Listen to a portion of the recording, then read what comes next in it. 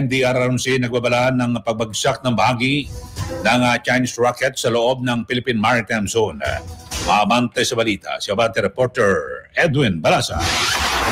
Abante Radio Live Report. Nagbabala ang National Disaster Risk Reduction and Management Council kaugnay sa inaasahang pagbagsak ng ilang bahagi ng Long March 7 rocket ng China sa loob ng maritime zone ng Pilipinas.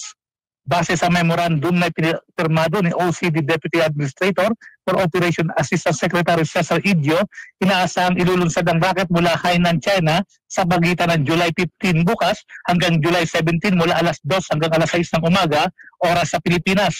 Nakasaad sa abiso na may mga partikular na lugar sa karagatan ng posibleng bumagsak ang debris ng rocket, kabilang dito ang 33 nautical miles mula sa Bajo de Masinloc, 88 nautical miles mula sa Cabara Island sa Occidental Mindoro, 51 nautical miles mula sa Rectobang, at 180 nautical miles mula sa Bansuaga, Palawan.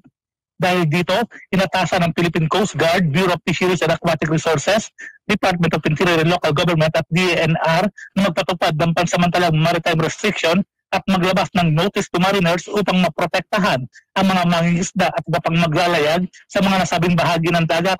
Hilin din ng mga Regional Disaster Risk Reduction Management Council sa Central Luzon at Mimaropa na masusing subaybayan ang sitwasyon. Nagbabala din ang Philippine Space Agency o PIRSA sa publiko na huwag lapitan o pulutin ang anumang debris ng rocket. Ako si Edwin Balasa ng Abante Radio.